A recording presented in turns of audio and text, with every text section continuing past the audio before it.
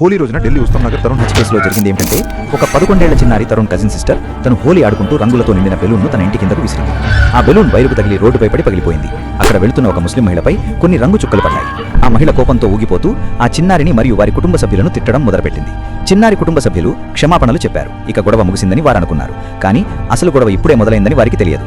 మార్చి 4 హోలీ రోజు సాయంత్రం అవుతుండగా ఆ మహిళ తనతో పాటు మరో 15-20 మందిని వెంటబెట్టుకుని వచ్చింది. ఆ 11 ఏళ్ల చిన్నారి కుటుంబ సభ్యులపై ఈ వ్యక్తులు ఇనుపరాడ్లు, రాళ్లు మరియు లాఠీలతో దాడి చేశారు.